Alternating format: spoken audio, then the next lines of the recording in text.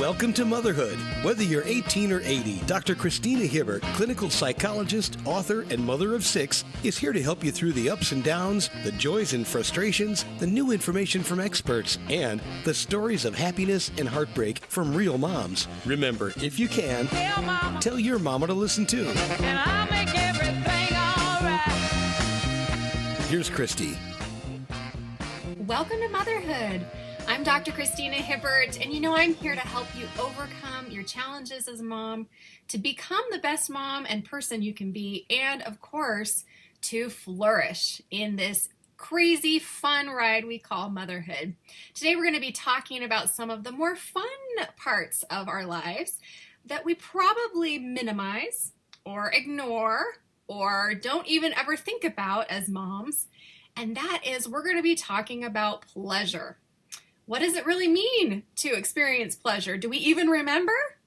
And if not, how can we, get ourselves back in a place where we are experiencing pleasure every day, and why do we need to do that?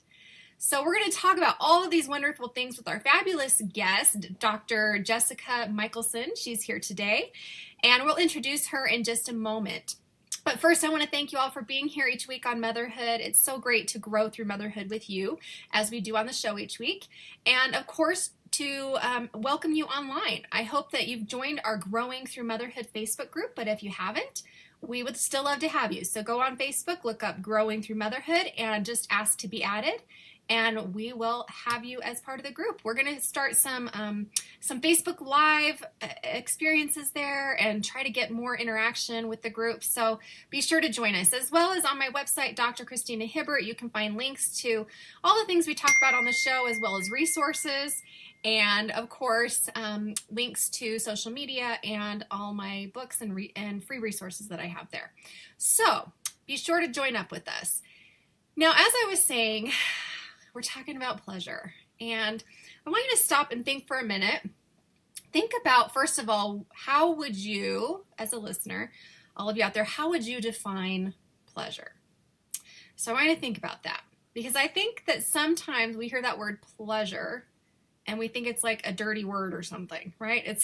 We're not supposed to say that. We're not supposed to even think about it. We're not supposed to talk about it, especially not as moms and as women. And, as when we're trying to be the best moms we can be, that's not supposed to be on our mind.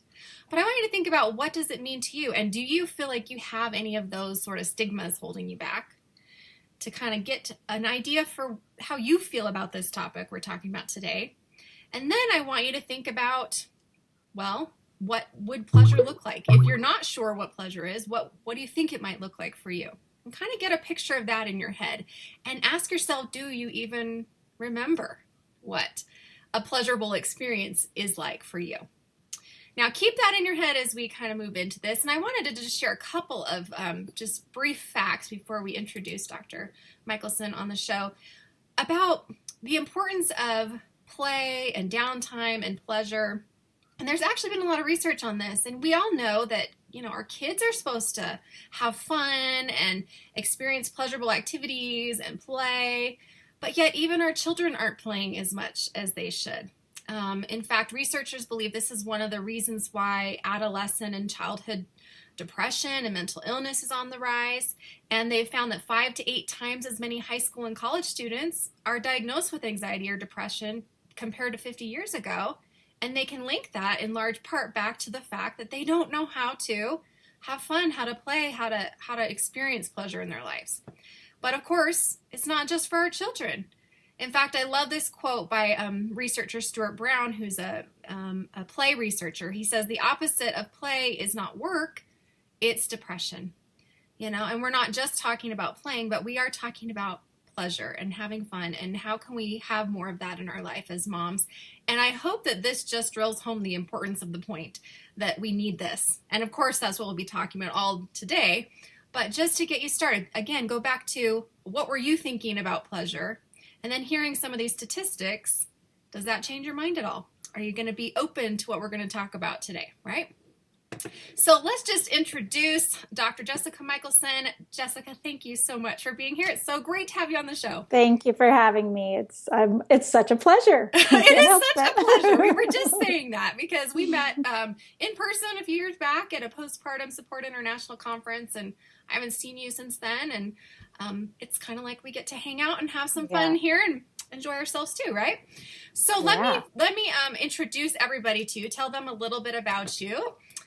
So we have Dr. Jessica Michaelson. She's a clinical psychologist, and she coaches moms from around the world to help them care for themselves with the same dedication that they give to caring for their children. And she knows all about this because she's also a mom of two boys, ages 5 and 7, right? So she's in the thick of it along with the rest of us. And she also works in the areas of body image, sexuality, healthy boundaries, and she really loves talking about the topic we're going to talk about today, which is pleasure. So be sure to visit her website to read her latest articles and connect with her on Dr. Jessica Michaelson. Again, her last name is Michael, like Michael, S-O-N, son, Michaelson.com, drjessicamichaelson.com. So be sure to check her out there. All right, so let's jump in. So let's start with this question that I kind of posed earlier, because you've been working on this topic, and you've been working with moms, especially, and women, and I'm sure you've heard a lot of different ideas about what this means. But what do you think many women think when they hear that word pleasure? Yes. So I have loved just playing around with this word, because I think you maybe alluded to this, but actually people's minds go to an erotic or sexual place first when they hear pleasure. Mm-hmm. Like that's a word that maybe we only talk about when we're talking about more intimate things. Mm-hmm. But so that tends to be people's first thought, like, ooh, no, well, maybe not that. Or big things like having a spa day, some big special treat might be pleasure, or chocolate, other things that they think maybe are like guilty pleasures, like wine and chocolate. It's pleasure, but it has to come with some guilt along with it. And so that's the first answer to that question. So the first is their thought of sexual or guilty or once in a while really big treats. Yeah. And then the reaction is also, when I talk about everyday pleasure, more of a like, oh, I have no idea what you're even talking about. I pay no attention to that as a personal experience for me. That's not a word I use for my daily life. So this is good. So for everybody listening, be honest with yourself. Did you immediately, when I said that word, we're going to be talking about pleasure, did you go to either that sexual place or kind of erotic place like you're talking about, or have some kind of guilt thinking about pleasure? And I think you're right. We tend to think of it's this big thing. And I really hadn't thought about it until you just said that. But you're right. We don't really say the word pleasure unless it's guilty pleasure or sexual pleasure or something like that. And so today we're really going to kind of demystify that and hopefully help everybody understand what it really is. So how would you just define pleasure then? Yeah, so I like using it because it's not a word we use every day. So we don't have these like go-to things to think about. So it makes us think more about it. Where I first started using this word is I heard Thomas More. He wrote Care for the Soul. Oh, yeah.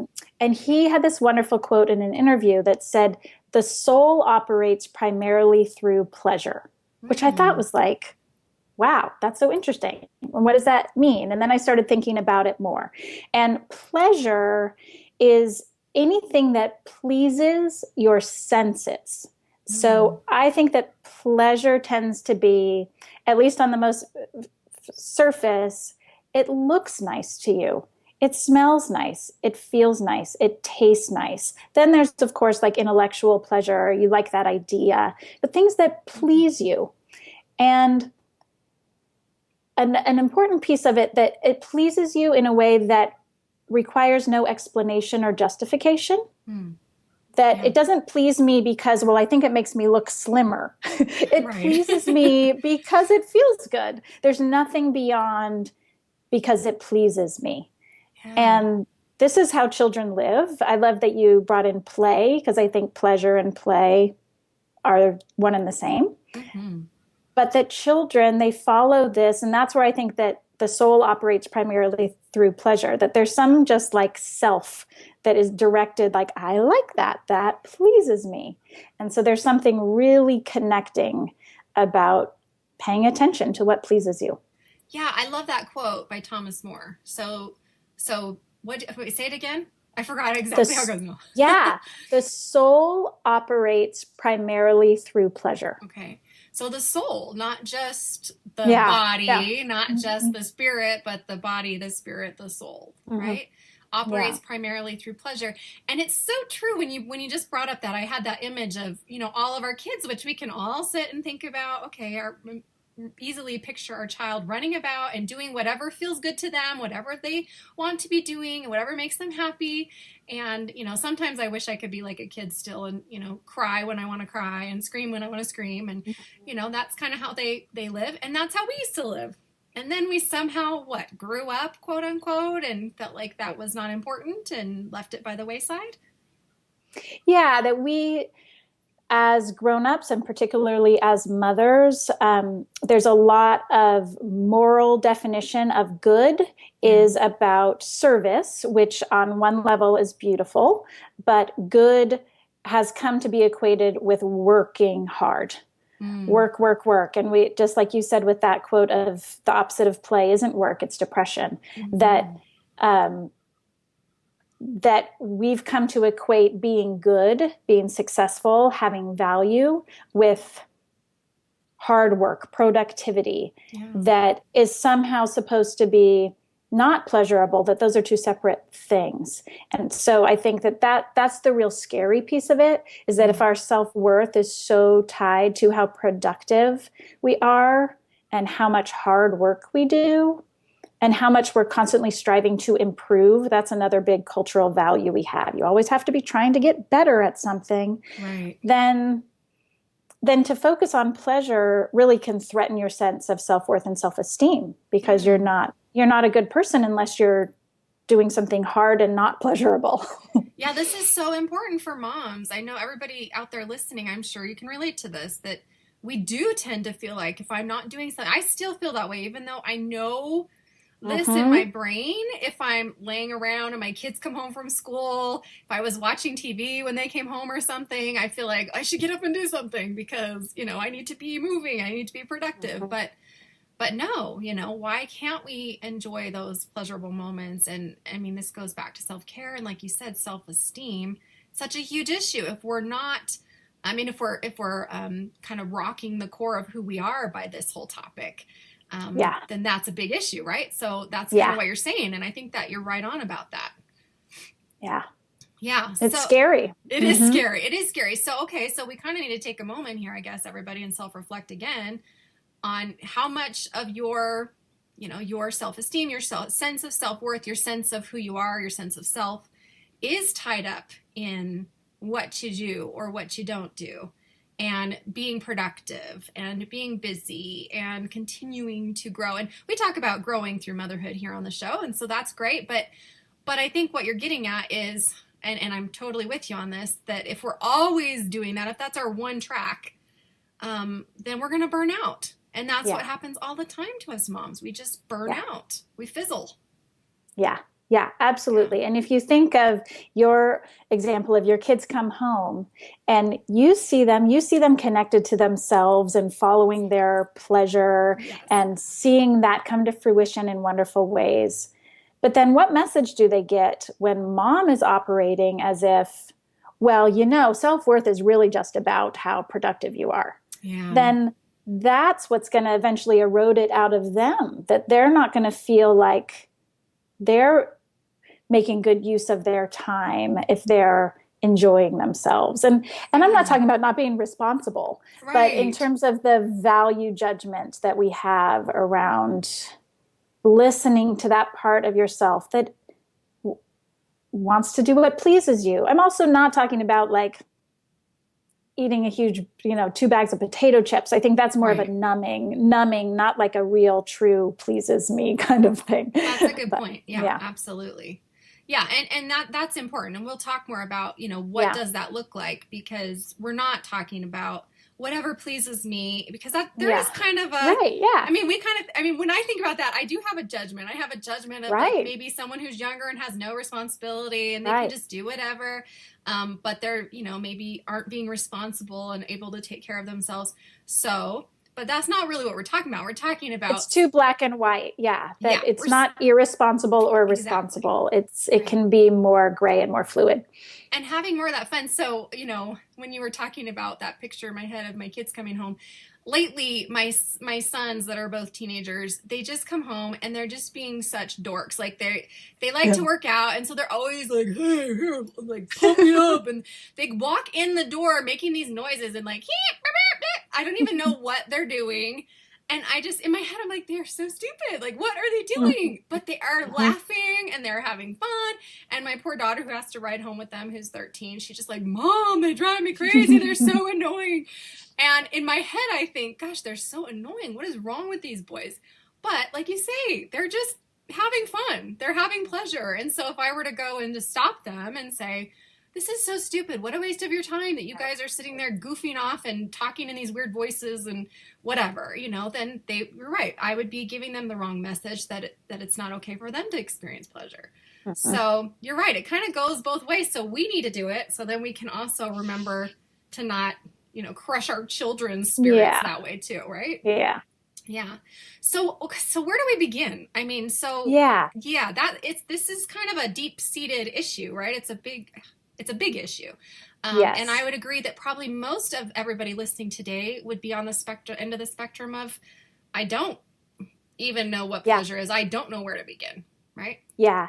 So I think that in general, things work better when we do small things often. So when these principles show up in our lives in small, sustainable ways that show up a lot, as opposed to I'm having the spa day once a year. That's lovely, but it's not going to sustain you.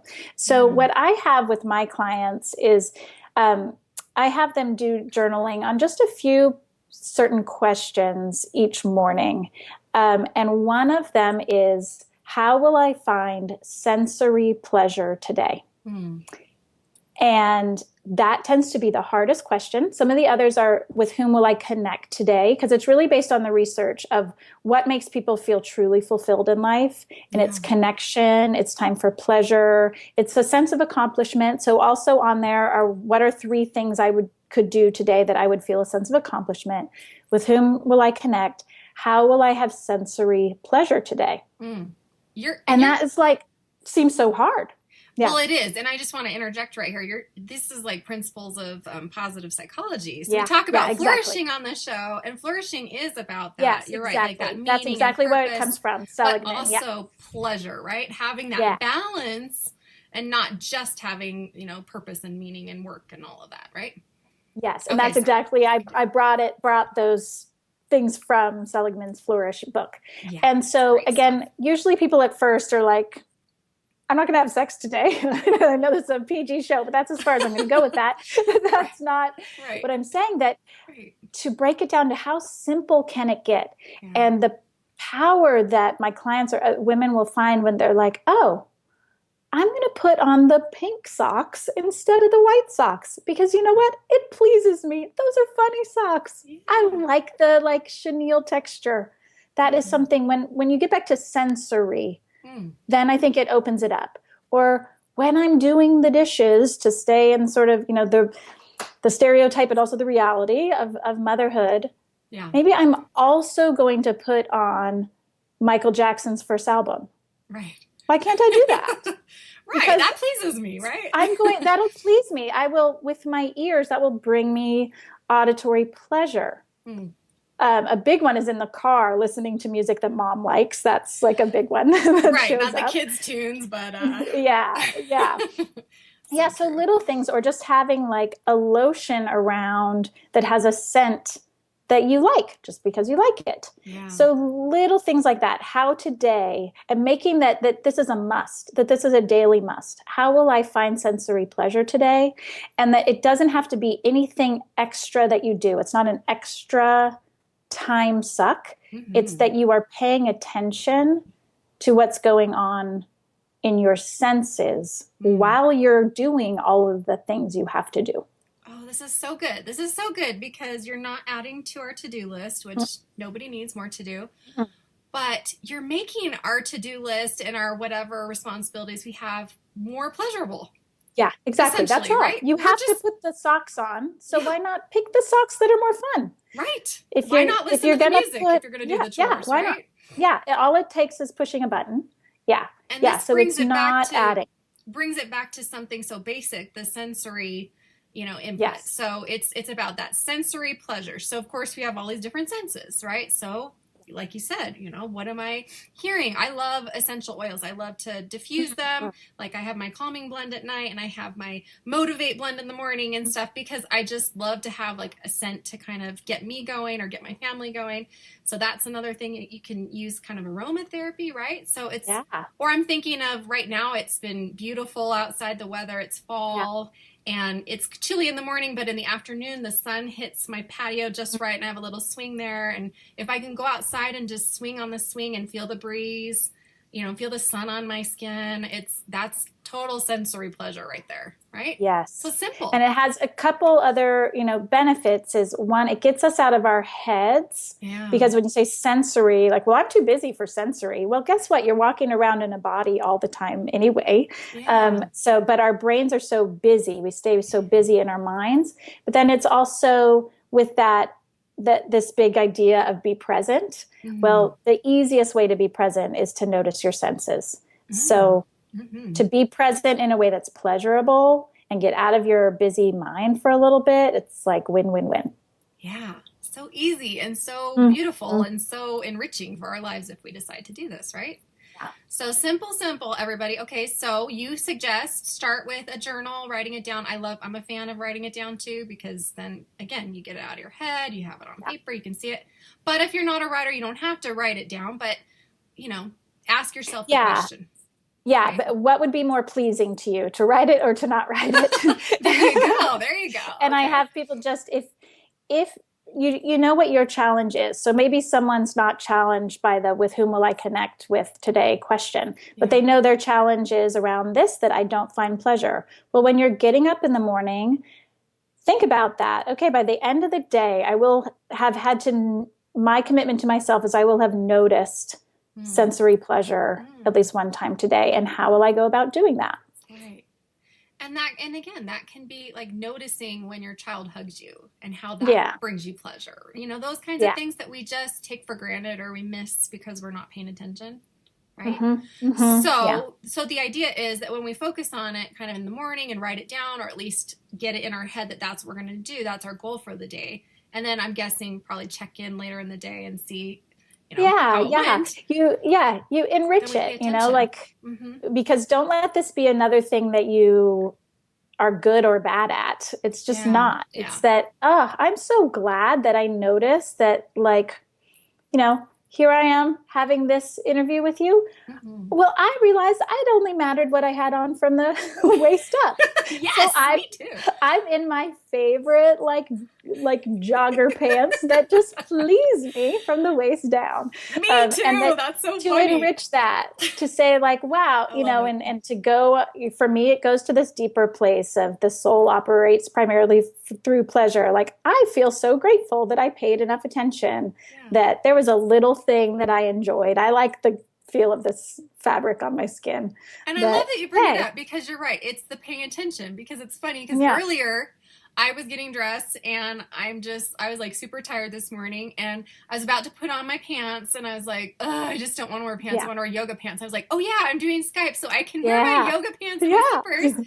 And so I did make that choice, but I didn't connect it to, I'm making a choice to have more pleasure. But you're right, that's what I was doing. Right. And so when we enrich it and define it as that, as opposed to, I'm lazy, or I'm taking a shortcut, or, well, this is more reasonable thing to do because then I'm going to do yoga later. Yeah. It's if you define it as, this is me listening to what pleases me and how awesome it is that I get to make those choices. I love it. So very simple to start with your senses. And then you mentioned too a couple of other questions. And I think another biggie that we should spend a little time on is how to, increase those connections you were talking about. So what would you suggest as far as starting off on that path? Because we get a lot of pleasure from our connections and our relationships. Or do we, is the question. But also as mothers, a lot of our connected time isn't necessarily pleasurable. Yeah. Like you're allowed to say that your two older sons, that can be incredibly annoying to listen to them being like that. It might be pleasurable to them, but not pleasurable to you. But the part that is pleasurable is that they're having fun together. I do have to say, when I stop and go, wait a minute, they're happy together. Yes. I love that. Okay, so you're right. So I can find the pleasure. So that's about finding the pleasure. So in the positive psychology Flourish research, it's not the connection that matters as much as the positive, pleasurable connection. So again, getting more intentional, paying attention, and holding on to the parts of it that are pleasurable. So you can say both, oh my gosh, this high frequency of their voices drives me crazy. And I am delighting in the fact that they feel free enough to do this in front of me. What a sweet moment that I'm in this orbit of all this goofiness. So it's up to you. Both are true. It's totally annoying and it's totally delightful. So giving yourself permission to not like it all and to notice the moments that are positive or pleasurable in the connection, and to count those as really meaningful moments in your day. This is such an important point, and I want to really, really emphasize this for everybody listening, because what you're talking about is, it applies across life, because we can have hard times or stressful moments or whatever and still have some pleasure part in it. And what you're saying is so important, that we don't just say, well, it's a bad day, so everything in it was bad, or this is a terrible moment and everything stinks. But being able to see the good and let them both be together, not have to say it's all good. Because I find, I'm sure you do too, I find that people either want to stay in the negative or they feel like they're supposed to flip it all positive. That's right. But that's not how it is. That's not what you're saying. That's not what we're supposed to do. Right. And then we feel like we ashamed and we silence ourselves. If you're the mom who's like, I don't love the 3 a.m. hug from my 6-year-old. I don't love that. Right, exactly. I know I'm supposed to because the years are short, the days are long, that you could say, I don't love the 3 a.m. hug. I love the 3 p.m. hug though. Yes, so right. I'm mad about the 3 a.m. hug, but when I pick him up from school and get that 3 p.m. hug, I'm going to kiss them all over because that pleases me. And to know that, that we there's more research on this too with the neuroplasticity, that a negative evaluation of something will stay with you. It will be an imprinted memory. But the positive, if you hold on to it literally for 15 extra seconds, you have to consciously do it. Like, this is sweet. He is yummy. I love the complexion of his little cheeks right now. Hold on to it for 15 seconds. It might then be imprinted in you as a memory. Wow. I hadn't heard that. That's really important. Because you're right. Those negative things, it's like they're emotionally embedded in us and we can't get them away. But if we can purposely pay a little more attention to the positive things, the pleasurable things, then we can hopefully keep them more, right? Yeah. That's great. That's so important.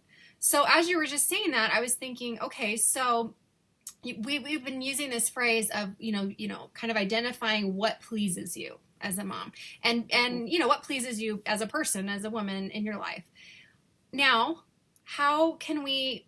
I can hear a lot of moms kind of hearing that and thinking, well, I don't want to put that onto my kids then. Like, well, it pleases me if you would do this. So what do we kind of find that line of, yes, we want our kids to please us. Sometimes that would be great. But we don't want them to feel like they always have to please us, right? So how does that fit in with all this? I think number one, just think about your responsibility to yourself.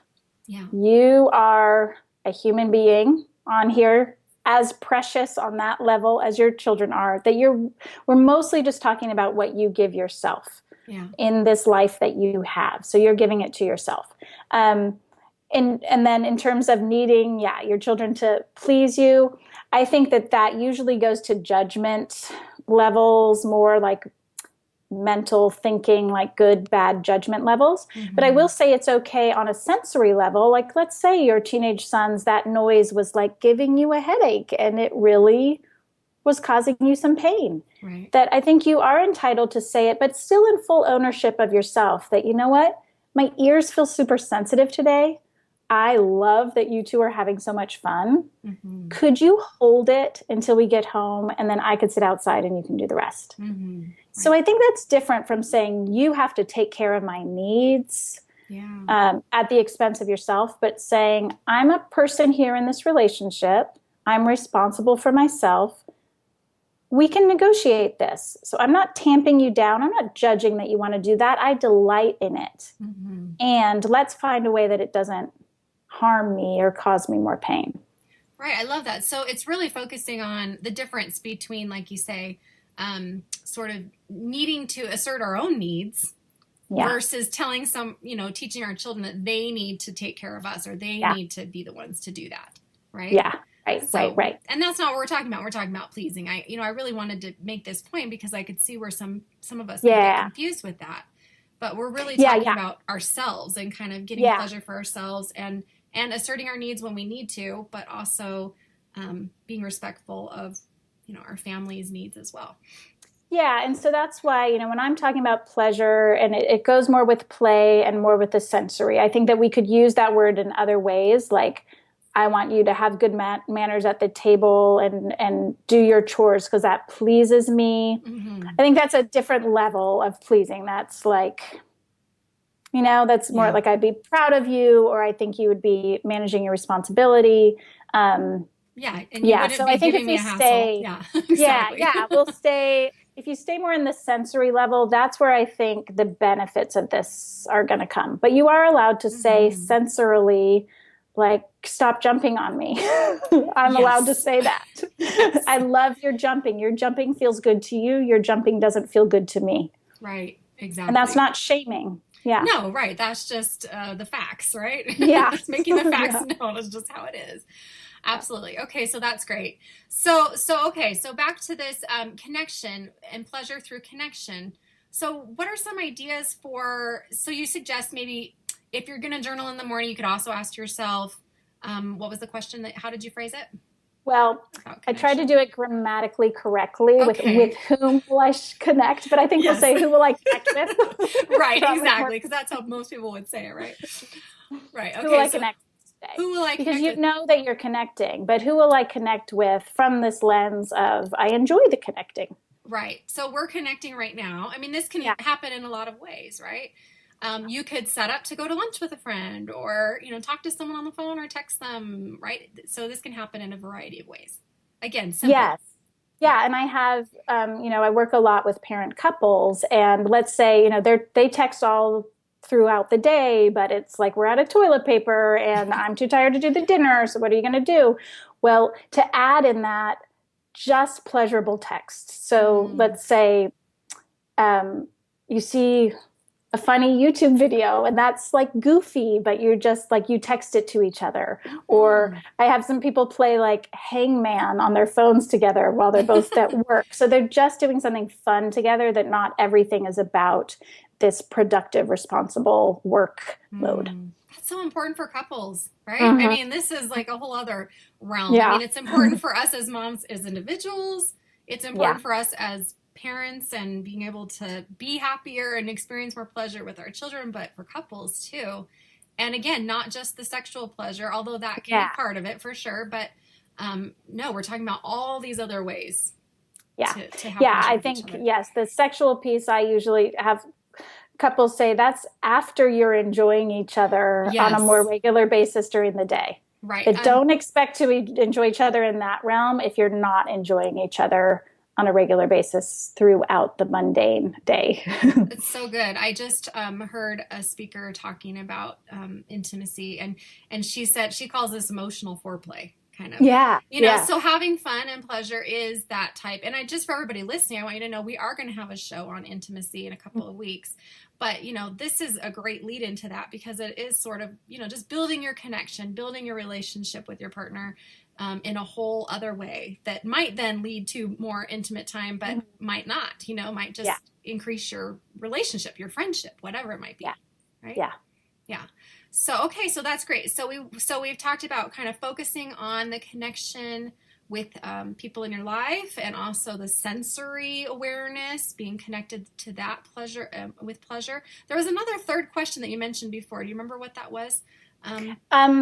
Yeah, like a sense of accomplishment and or fulfillment. So this is another dimension of pleasure that the research shows women are much less likely to know what would bring them that sense of fulfillment and accomplishment. And even if they do know, they're much less likely to act on it. And this is women in general. And I don't know the research, but I would guess that mothers on top of that would be even less likely.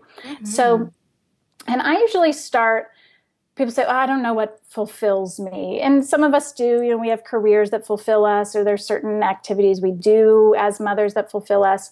But if people don't know what fulfills them, I ask the question, it goes along with pleasure, but what fascinates you? And to be fascinated is to feel fulfilled. And so if someone say, well, it's so weird, but I'm fascinated by like true crime stuff. Right. Okay. Well, let that be what it is. You're fascinated by it. And so maybe you're really curious about this one piece of whatever happened with that case. And you go and you let yourself spend time figuring it out. Yeah. Well, that fulfilled me without judging it.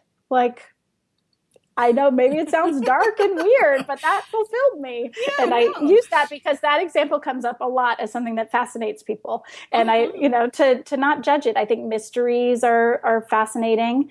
And then to check that off as something that was meaningful to do, that you follow that sense of fascination, and that provides fulfillment.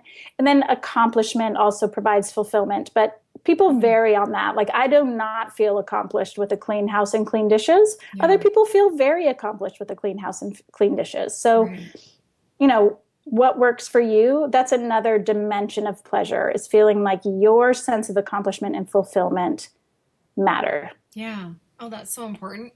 I'm so like that where, on the weekend, if I'm bored, I might, want to veg out and watch a TV show, or I might want to take a nap or do something like that. But I always get to this point, it seems like, where I want to be productive. Like, I just want to go write something, or I want to go work on a project or something.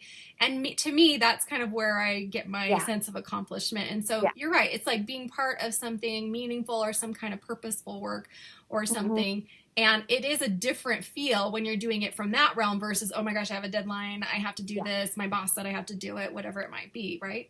Yeah, right. Obligation, in the way that sort of breeds resentment, that you feel like you're not an agent in choosing to do this. There are obligations that can feel very empowering, but then there are others that feel just passive, like I have to do this even though I don't want to do it. So sense of accomplishment or fulfillment. And so, we get to define what that means. For some people, it's very concrete, like I finished this thing, that feels like an accomplishment. For other, fulfillment might feel like I spent some time on something that fascinates me and that fulfilled me. So those are the less tangible sort of senses of pleasure. And I love that word, fascinates me. What fascinates me? Because again, I go back to kids. I'm thinking of like kids with a little, like their little, what do you call those little not microphones. Microscope. Yeah. Like looking at bugs or something, or walking around, just exploring their world.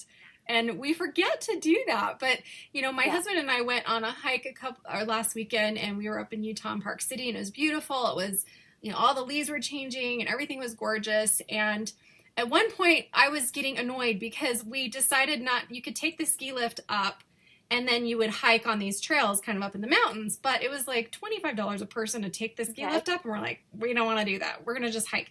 So we started just hiking up, but we were hiking up and up and up and up and up. And it was taking way longer than we thought. We thought we were doing kind of a fun hike, and it ended up being kind of an ordeal.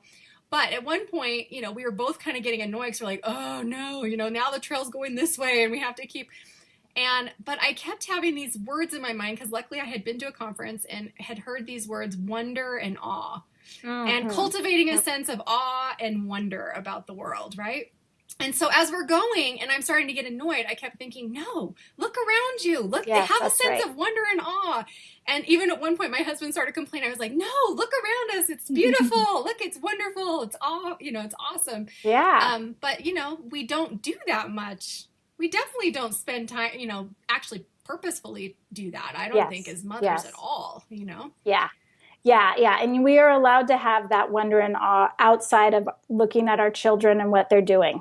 Yes, Because that's right. again, That's right. yeah, That's that it feels like right? that's what's Mhm. allowed Mhm. to just delight and awe and wonder in your beautiful children. Yeah. And that can be true Yeah, while you absolutely. also follow other impulses of what fascinates, delights you, brings awe, wonder, and a sense of fulfillment.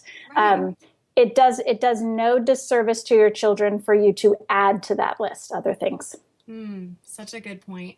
Such a good point. And also your point earlier about this is such a personal, individualized thing. Yeah. That what fascinates you, what brings you to awe and wonder is going to be different than the next person. And don't feel like because somebody says, oh, nature makes me feel that way, Yeah. and you don't feel that way, Yeah. that there's something wrong with you, right? Yeah, that's what I love is that pleasure, fascination, fulfillment, they require no justification or explanation. Yeah. But I just like it. I like it.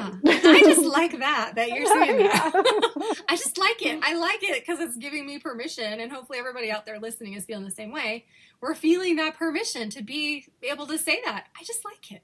I just like I it. just did it Again, because just I like like our it. children, and we were children. We didn't like stop that. Like we still have that permission. I just like it, and that to me is where you show up as you. Ooh, I'm super interested in colors right now. For me personally, like Yeah. I love shadow and light and color. I don't know why. I don't have Yeah. to know why. I just like it. Yeah, it's good. And you can put more of that into your day and see it Yeah. more and experience Yeah. it more. Oh, this is so great. I love this. This is pleasurable talking about this. Good. So let's kind of wrap up with a couple of why is this so important? We kind of touched on this, but I want to really drill this home so that everybody out there listening and feeling pleasurable right now as you listen and getting your little ideas in your head and you're thinking, oh, I really do feel fascinated by this or this sensory input. I really have been wanting to do that and that would make my life more meaningful. But is it worth it my time or I'm too Right. busy or whatever, right? So let's talk about some of those benefits. Why do we need this? Yeah. So I'm always afraid to say this because I know I never want to add any guilt to mothers, but Yes. so I'm going to add the context is that Okay. the reason we don't do it is we feel guilty, and guilt means we think some harm will come to others who we love and care about. Mm-hmm. So we don't pursue pleasure. We continue to be productive because we think that's better for our kids. Yeah. And in order to pursue pleasure, you have to believe that would be better for your kids than not pursuing pleasure, right? Because really the reason we don't do it is guilt. And guilt means you think you're harming someone. So you have two clinical psychologists here telling you That's right, everybody. that I will tell you some research that a mother's well-being and mental health not only matters for herself, but is one of the greatest influences on the child's overall sense of well-being and emotional wellness. Absolutely. So if you are not caring for your own well-being and pleasure, research shows flourishing, if you pay attention to it, your well-being increases. That is good for you, and that is good for your children. It is better than you neglecting it. Mm-hmm. And then I'll also say new research just read today that mothers are more unhappy, less happy than fathers. And they showed why. It's because the things they do in their parenting role are different. Men are more likely to play with their children, have pleasure with their children. And so then in this group of males and females, heterosexual couples, the men are happier.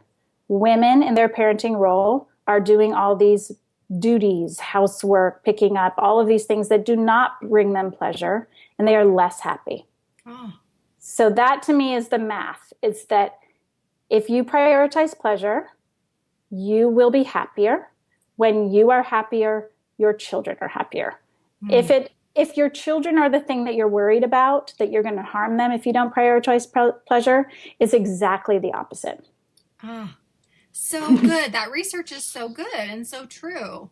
I say that all the time. I know I could be cleaning right now, but Yeah. that just sounds dreadful. you Yeah. know? And it's not going to be good for anybody. Yeah. So let's go on a bike ride instead or Yeah. something, right? Yeah. So, Yeah. and you're right. That old saying, if mom ain't happy, ain't nobody Yeah. happy, is very, very, very true. Yeah. And this is an easy, And- fast way to increase our sense Yeah. of well-being and our happiness, right? Yeah, that's why I say just start with the socks. Just start with picking with the the socks that make socks. you happy. I love that because my Yeah. daughter, I recently bought my daughters these knee socks because one loves Yeah. cats and one loves dolphins. And so one of them are dolphins and one of them's cats. Yeah. And they're the most random cat socks, but my little one, she'll wear them pulled up over Yes. her leggings and they don't match at all. But you just have to smile and laugh when you see a It kid like that. brings her pleasure. Right. It pleases her. So Yeah. why can't I do that? I have Yeah. my favorite knee socks. Why don't I ever wear them like over Yeah. my leggings? Yeah. Right? Yeah. Probably Have won't fun. go that far, but I can still Mhm. wear the socks, right? Because I know that they're there and Yeah. it'll make me feel good. So very Yeah. simple solutions, everybody. I hope you've been inspired today from what Dr. Jessica has been talking about.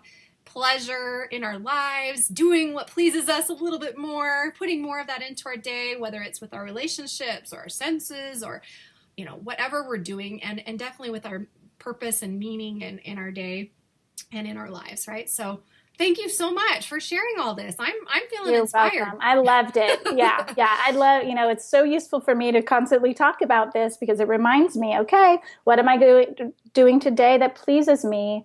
And seeing my day through that lens and the moments where I'm like, this is such a drag, that I know there's probably stuff I could do to make it feel more pleasurable. And that's what I love. I always say, in motherhood, joy is in the moments. And Yes. it is. It's like paying attention to that one beautiful moment in the midst of the chaos. Mm-hmm. And that's exactly what you're talking about. It's about either choosing to not do the dreadful thing and do the pleasurable thing instead so that everybody can feel happier and have more joy. Or if you have to do the dreadful thing, at least finding a way to experience some kind of pleasure in the midst of it, right? Like you said, Yes. put on your favorite music or something. So at least one of your senses is enjoying it. Yes, that's right. All right. Well, everybody, I hope you are inspired. I hope you'll go out and take the challenge to just write down those 3 questions about your, how am I going to connect with others today? And how am I going to find pleasure in my senses? You should probably say them because I'm saying them all wrong. Sure. Yeah. How would I find a sense of accomplishment or fulfillment? There you go. Who will I connect with? How will I find sensory pleasure? Okay. And ask yourself those 3 questions. Just get started there today and then do something. Do at least one thing today, right now, or later today, plan on it, that's going to give you some pleasure, that's going to just please you. And maybe, hopefully, it was listening to this show, or, then you can go off and do something else that pleases you, right? So thanks again. And you do a lot of work on this, right? So people can connect with you through your website. I know you can follow me online. Yeah, I do webinars off and on. If you go to my website, you can sign up to get a newsletter where you'll find out about any free webinars that I do. I also have a Facebook group called More Than Mom, which is all about accessing these parts of us. So you can find me on Facebook, Dr. Jessica Michaelson, and we'll get connected there. Right. And again, it's drjessicamichaelson.com, and that's Michael, like Michael Jackson's son. That's right. .com. There you go. All right. Well, thanks again for being here. It's been so fun. It's been so pleasurable. Thank you so much. I really, really loved it. It's a highlight of my day. Truly my pleasure this time. Truly my pleasure. And for everybody else, thank you for joining us and growing through motherhood with us each week as we do here on Motherhood Radio. And I hope you will check out those resources we talked about on Dr. Jessica's website, or visit my website, drchristinahibbert.com, for more on this topic as well. And we will see you next time, everybody. Bye-bye.